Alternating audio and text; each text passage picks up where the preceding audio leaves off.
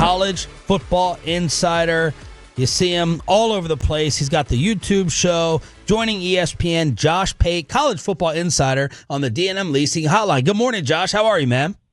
I am good. I was sitting here as we were coming in. I can't, off the top of my head, think of a better time to be in the state of Texas for preseason, at least, of college football, because I'm looking across multiple conferences, including like multiple teams in the SEC, and there are contenders everywhere. So it's got to be a great time to be out there.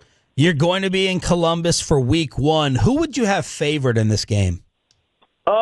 I would probably do about what the books have, which is have Ohio State, sort of like that 1 to 2 point favorite area, which implies short Texas favorite, neutral field.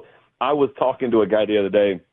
He's one of those guys that always likes to make everyone feel good. And he said, Texas wins, Ohio State wins. At least it'll be a good game. And that's kind of this formal thing everyone says to everyone if they're trying to be hospitable before these big games. And I was thinking, as I was driving away, like 20 minutes later, I thought, how in the world does anyone know this is going to be a good game? Right. It could be 38-10 either way, because there's very, very rarely do you get this kind of blend of talent and uncertainty on a field at the same time in college football. There are very few rosters that look like these. There are very few rosters with this little amount of returning proven production, and both of them have that. And so when you have something that combustible, it could be a 24-23 classic decided at the buzzer. Someone could just be -3 turnovers, and it could be a rout, and that wouldn't surprise me either way either. It will be a spectacle. That much we do know. If one team is going to blow the other one out, which one's more likely, do you think? I really think both of them are more. I literally, because I asked myself that the other day, like if we were to have Penn State, Ohio State, it's either Penn State wins close or Ohio State wins close or blows them out. All the options are on the table for Ohio State. I think all the options are on the table for both of these teams. Now, as sure as I say that, you may sit in Fort Worth or you may sit in Dayton, and respectively, you may say, our team's not getting blown out. No, it's unlikely, but I think it's equal parts possible. It wouldn't be because one dominated the other is the point. You may remember like the Alabama-Oklahoma game randomly last year. I don't think Oklahoma's 3 touchdowns better than Alabama, but if Bama goes in there and throws multiple pick sixes, then yes, that kind of thing can happen.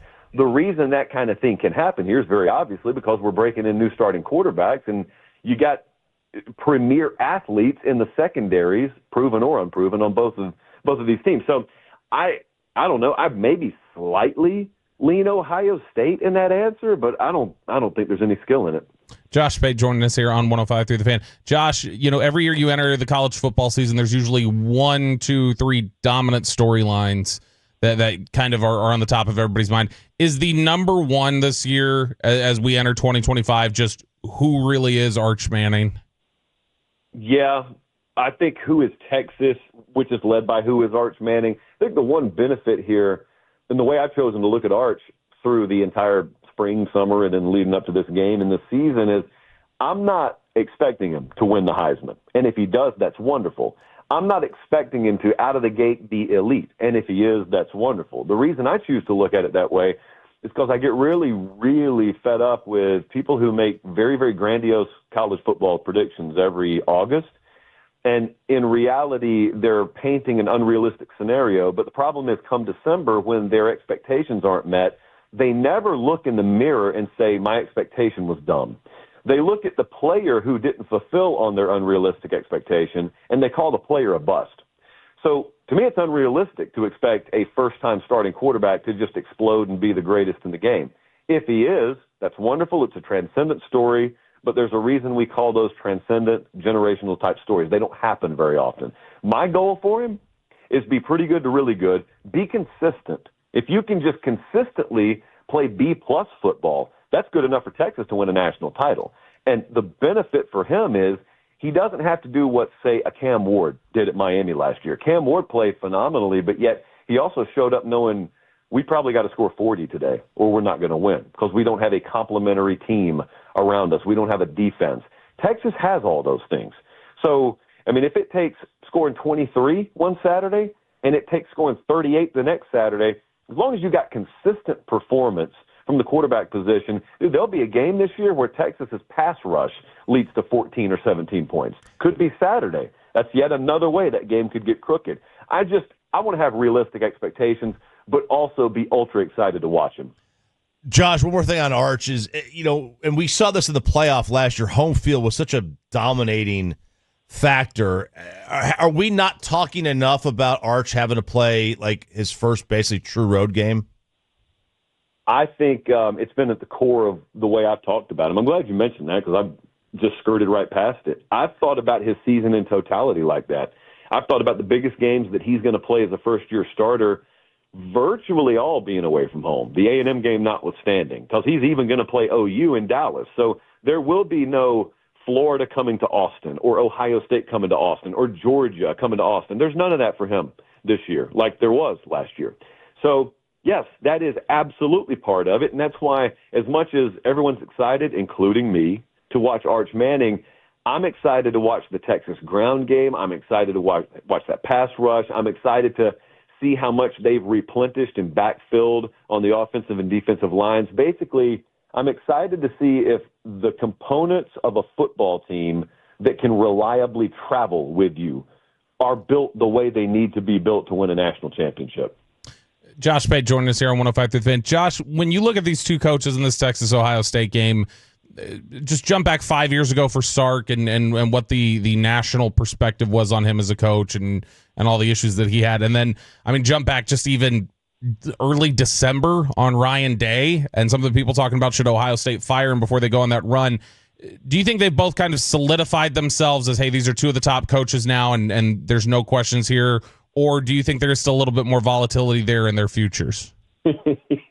Well, it really heavily depends on whether you're asking me or asking the general public. Because, Ryan Day could have lost the national title game, and I'd still think the world of him. I think he's really, really good, really cerebral. But the bottom line is most people, including his own fan base, would not have thought that. So it was all dependent on the outcome of one game, which I've always thought is pretty ludicrous. I know you get judged on wins and losses, but if we're aggregating multiple years of sample size on guys, to have your opinion turn over the span of 4 quarters of football is crazy to me. But I think now there is a chance, and I'm speaking of national narrative. I'm not speaking of what I think. I'll tell you what I think in a second. But national narrative-wise, picture with me for a second Texas losing this game by 13 points. I believe the plane has not touched down back in Austin Saturday night yet before people start to say in their minds, you had a shot against DeBoer a couple of years ago. You lost in the playoff. You had a couple of shots against Kirby last year, lost both of them. You got a shot against Ryan Day in the playoffs, you lost. You just had another shot against him, you lost. Do we have a big game coach problem? That'll start to get said. I think Steve Sarkisian is phenomenal. I think he is as smart as any head coach in major college football. There are 10 layers behind answers. If you ever talk to him off the record for an extended period of time, it is as eye-opening and informative as talking to any coach. It was very, very similar to talking to Saban. If you ever, off the record, long form, talk to Saban, you just sit there and think, wow, there's so much in these answers. Now, I will say this. I always want to look past the head coach. One of the huge edges that I think Texas has in this game is the depth of proven staff. Texas has a huge edge there. You're breaking in coordinators left and right, both sides of the ball at Ohio State. And, that was an area where even if you kept all your guys, you got a tough matchup going against Texas's staff. This could be a game changer. I'm talking special teams, too, with Banks. That could be a game-changing edge for Texas in this game.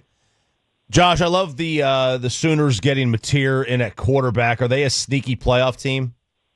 Yeah, they are. I wish I'd whisper it in this state, but I wish they had a more manageable schedule so we could get a true gauge on them. Like right now, people are not comparing Oklahoma to other teams in the country. They're comparing them to the schedule they play. They're doing the same thing with Florida. Like I think both of these teams, Florida and OU, I power rate them as top 10, top 12-ish caliber teams. The first thing people say when you say that is they can't make the playoff, look at their schedule. Well, I'm well aware of their schedule. I've had the thing printed out on my fridge just like everyone else since January. But a team is not the schedule they play. Their final record will be a reflection, maybe, of the schedule they play, but quality of team comparatively should just be in a vacuum and pretend like everyone is operating on the same playing field for a second. Now, they're not.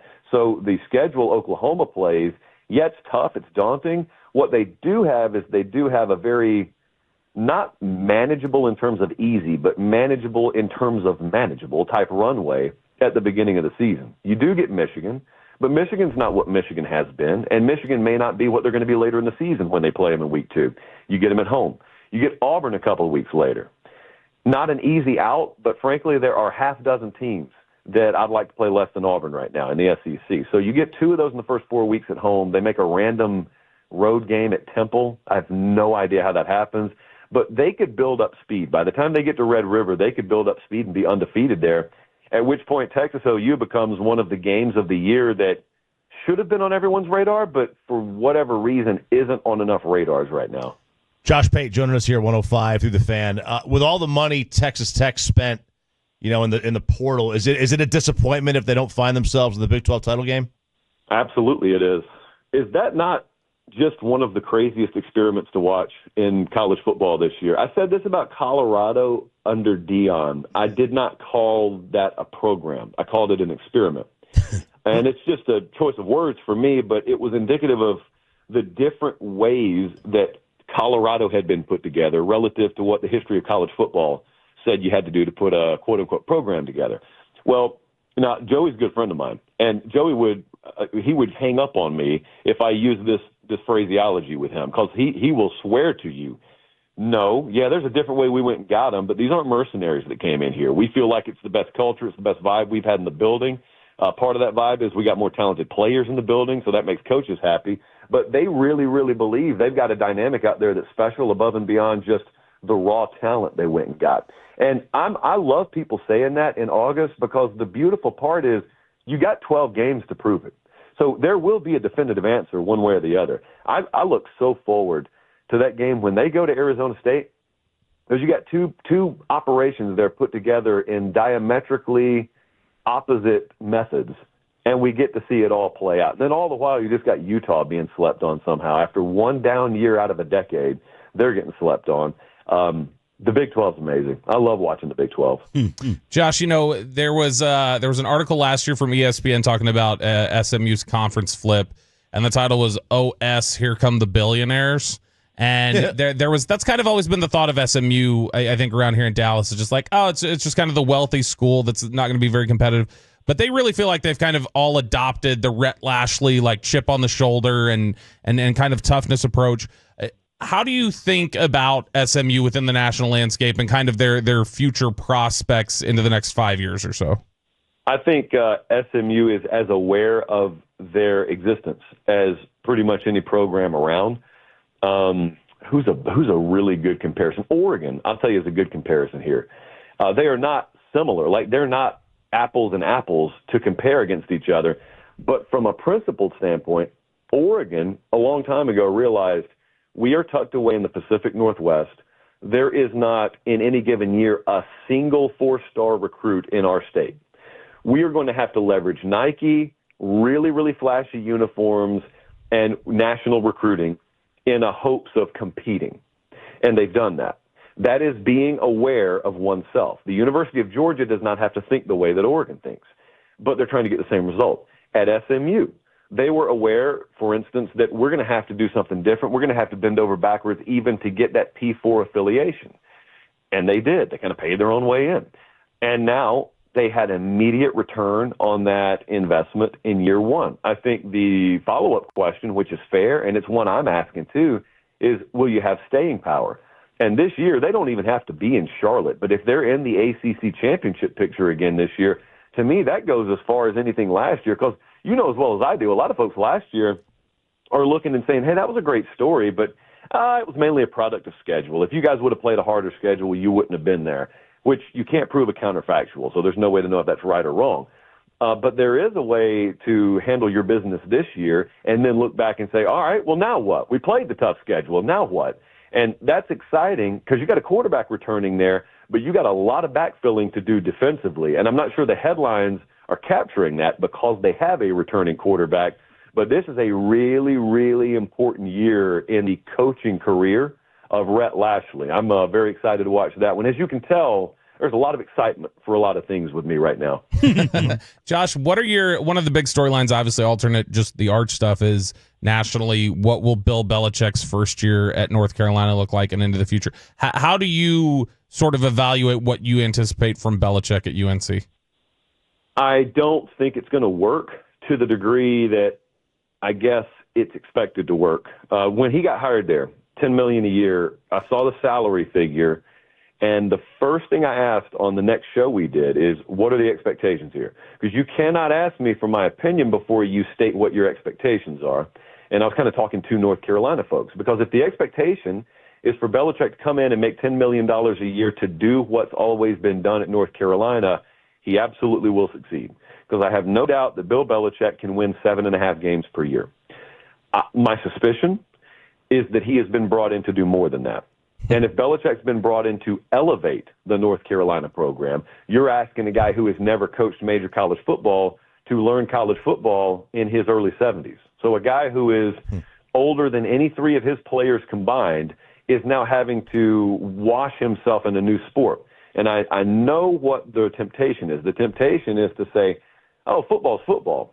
Well, I mean, the measurements of the field are. That's about where the similarities end there. College football is a world different than the NFL. Well, I mean, college football is easier than the NFL. It's a step down. It's not easier. It's totally different than the NFL. There are some things easier.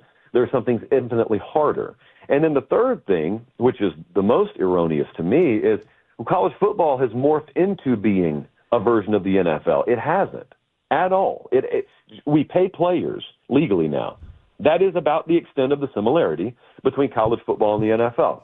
You don't have accredited agents at this level. You don't have slotted draft choices at this level. You have to compete for talent at this level. The salary cap is laughed at as a guideline more than an actual rule. And if you're expected to do more than just status quo at North Carolina, that means you're expected to compete for a playoff spot. And if you're expected to compete for a playoff spot, that means you've got to not just assemble good, solid rosters full of three-star kids that you develop. You got to go beat Clemson for some kids. You got to beat Miami for some kids. Because eventually, you can't just out-develop everyone and out-execute everyone. Because when you're competing for playoff spots, you're going up against teams that can recruit and develop and execute. They don't sacrifice X's and O's to recruit, in other words. There are some places that do that, but they're normally 8-win caliber programs. So if it's expected that he'll compete for playoff spots, I do not think he will meet that bar over there. Josh, absolutely fantastic. Congratulations on all the success, man. Have a great season. Can't wait to have you on again. Thank you. I appreciate it, guys.